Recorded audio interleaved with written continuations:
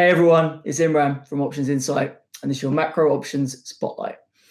Okay, so we did see a pretty strong finish in US equities to end the week, and that was despite pretty poor mega cap tech earnings. So Apple, whilst it rallied about 8% on the day, which is pretty spectacular for a name like Apple, the biggest company in the world, you did see weak performance from all the other big techs. Amazon was down 20% at one point, closed down about 6 or 7, but you also had Microsoft down, Google down, and Facebook got obliterated, as you know. There's been lots of anticipation of a potential softening in Fed language this week. Obviously, we've got this key FOMC meeting, and it's all about whether or not the rate hikes going forward. We're pretty clear that it's going to be 75 basis points this time, but what's going to happen going forward is the December hike going to be a 50, and then what's going to happen next year? The market is kind of hoping for a slower pace of rate hikes, and equity markets kind of rallying in anticipation of that. Now, we did also see a bit of speculation coming in, whether it's speculation or hedging, actually, I don't know, but some really short-dated calls getting bought, which we'll talk in a bit more detail about. The dollar also kind of drifting, bonds bouncing on the week, although they didn't have an amazing day on Friday. Metals were softer on China, particularly industrial metals, so copper was down, as you can see, about 2.5% on the day. And oil up about 3% on the week. Obviously, the SPR reserves have been getting drained. That may well be coming to a bit of a close. That's kind of what the market's hoping for. We have been seeing skew shifting. You can see here we're in the 16th percentile on skew on oil. It's about neutral right now, which is as low as it's been in a while, which means call buying has been coming in. Puts have been getting better sold. Market kind of thinking there may be a tail risk on the upside in oil once this midterm election is out the way. Otherwise, if we look at vol, we do see an obliteration there in terms of equity vol. China vol, on the other hand, when I say equity vol, I mean US and Europe. China vol, on the other hand, is actually ratcheting higher because that was down 10% on the week, getting annihilated as Xi kind of confirming his power there and putting in maybe slightly less friendly ministers who are in charge because that common prosperity is more their priority than markets, it seems. Looking at elsewhere in vol, we are seeing easing in the likes of dollar, yen, and cable and euro. All these vols getting smashed quite hard ahead of the FOMC even. They have got inverted term structures, so that front end weekly stuff is still a little bit better bid, but in general, those 1 month vols coming down pretty hard. And then a massive move lower in TLT vols, down 5.5 vols on the week. We had said it looked expensive. It's looking a lot less expensive now, down at 23.6. And that's below S&P vol, which is kind of more in line with where it should be. It was pretty rare to see TLT vol trading, 1 or 2 vol points above S&P. That's pretty unusual. And now it's a bit more in line with where you'd expect to see it. If we look at carry side of things, European indices still the best carry. We've got a realized vol on a 10 handle there. Implieds are still on a 20 handle, but to be honest, I don't see implieds crashing below 20 given the macro backdrop that we have. But it has been a pretty juicy theta earning environment for European stocks because they didn't even manage to move very much on the ECB last week. We've also got positive carry showing up in oil. Personally, I would not be selling gamma on oil. That's just full of geopolitical risk, and it's not something I've had a lot of fun being short gamma in over my time, and so I wouldn't really recommend it.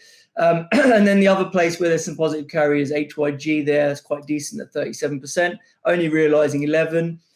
From the HYG perspective, I personally prefer just sort of selling call spreads or something like that if you're going to sell gamma there. I do think the bounce in HYG is probably going to come to a close fairly soon. I don't think it's going to keep pace with equities if equities rally. So if you're going to be a seller of risk assets because of continued sort of balance sheet tightening and liquidity heading lower into the year, that net liquidity measure that everyone's looking at, I think HYG is probably a easier short than maybe equities, which are still prone to quite a bit of squeeze risk. All right. And then lastly, equity skew, as we've kind of mentioned, still sitting there on the lows, both in Europe and the US. An opportune time to load up on some crash protection if you were concerned that the Fed is going to kind of put out any hopes of an early pivot or anything like that. and markets could roll over pretty sharpish on that. So if that was the camp that you were in, owning some equity skew could make a bit of sense now, given how much it's got battered.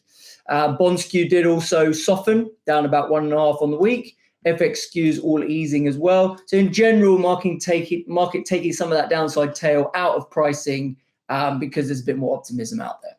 All right, that's the summary for today. Then if we have a look at what's kind of in the news, so obviously the main event's going to be FOMC on Wednesday. Markets are looking for guidance on the path of future hikes. The current market pricing is about 50-50 for December, whether they're going to go 50 or 75 bips.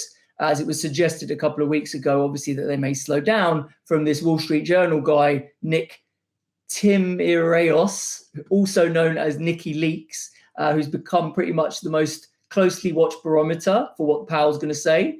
It's almost more important what he says than what Powell says at the moment, it seems.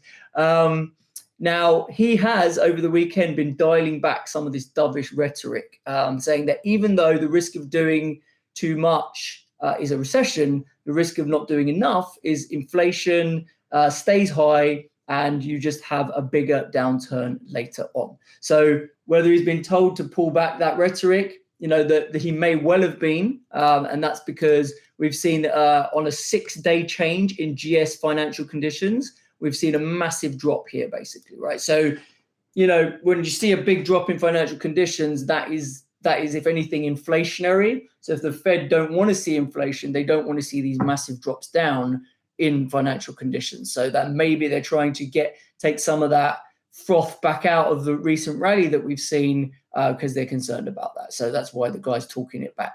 That's the speculation. Who knows, right? But we'll find out more when Powell actually speaks, which should, in theory, be more important on Wednesday. We've also got RBA and Bank of England this week. Expected to hike 25 and 75. And then we've got key non-farm payrolls data on Friday. And next week, we've got midterms and CPI data. So we've got a pretty fun-filled 2 weeks coming up and lots of things to potentially move markets, bond markets, and equity markets. All right, what else has been going on? We've been talking about these massive volumes, right, that have been going on in short-dated call options. Okay, people trading less than 1 week expiry and even a hell of a lot of 0 day to expiry, which are the same day options. Now, there's a lot of call options obviously going up. People scared to kind of miss out on the rally or needing hedges because they're underweight and things like that. And we saw a continuation of that type of flow on Friday when there was a few massive clips. I'll circle them here. We're talking about 25,000 listed options on the S&P, which is enormous. And 57,000 of the actual 2nd of November expiry, which happens to be Fed day. So the strike that was being traded here is the 4,000 strike calls. And these options were crossed at the end of the day after 4 p.m. Now, when they were actually traded is not so 100% crystal clear, right? Because if the big institution buys these off a dealer, that dealer may need to hedge the delta over the course of a few hours or whatever. And so the execution the guy might have actually bought the calls 2 hours before the close, but you only see the trade go up after the close. So you don't really know exactly when in the day it was traded. But what we do know is by the end of the day, those calls in those sizes were worth about $150 million of premium. Okay, that is a hell of a lot of premium to be expiring in a number of days. And the closing Greeks of that position were roughly $9 billion of delta and $4.5 billion of gamma. Okay, that's an enormous amount of delta and gamma. And whilst that may have made or led the market to rally quite sharply into Friday's close, and we did see that price action, it also could create a negative drag on the market. Because what happens is if the market doesn't continue rallying to maintain the delta of these options and maintain the premium of these options, just through the passage of time and time decay, the delta of these options drops, the premium drops, and the gamma drops. And that's what we call charm. Maybe something that you've heard of, right? So the charm of these options, because they're so short dated, if we don't go up to 4,000 over the next day or two, these things are dropping off the cliff in terms of premium. And therefore, all the delta that dealers had to buy, which at the close of play on Friday amounted to $9 billion, that delta needs to be resold back to the market. So we could be seeing approximately $3 billion of S&P coming back on the sell side every day as these options decay and they bleed down to zero again. Okay, so that could keep a bit of a drag and a bit of a lid on the market if there's no sort of news driver to really keep things rallying. And the fact that this guy, this Nicky Leaks guy, has kind of pulled back on that dovish chatter, let's say, that may be, you don't get your rally into the FOMC on anticipation, and then this delta that's been bought gets sold back down and kind of makes the market drift back down. So something to be aware of. Okay. And then one last point I want to make about all these zero DTE same day. A lot of that is iron condor selling, systematic iron condor selling that people do to harvest theta intraday on the S&P. And the way these guys do this is it's an iron condor, so it's a four-legged structure. So the volumes, whilst they are high, bear in mind a lot of these volumes are because you're doing a trade that involves four legs all in the same size. So that's kind of inflating the volume to an extent, right? It's not like everyone's just buying loads of calls. It might be that they're doing four different strikes of calls that amount to one trade. Okay, so that's just something to bear in mind. All right, now let's move towards trade opportunities. So if we do get a dovish message out of the Fed, which is looking less and less likely, but just in case if we did, what do we think is going to rally hard? Equities already kind of had a bit of a rally. They probably do have some more rallying to do if we do get a dovish message, but they've already priced it in to some extent. But if we look across the macro landscape and see what's not really participated in this kind of potential pivot rally, for me, if I look at the dollar, if I look at real yields, equities, gold is really the thing that looks like it's lagging. All right, gold price action has not been great. It's kind of given back some of this pivot rally. It did rally initially. It's given it back. It's sitting there around 1640. And if we have a look at where it is compared to the likes of DXY, real yields, it's kind of lagging a bit, right? It's probably a good 1% or more cheap relative to those things. And we know in general, gold has kind of been a bit heavy lately.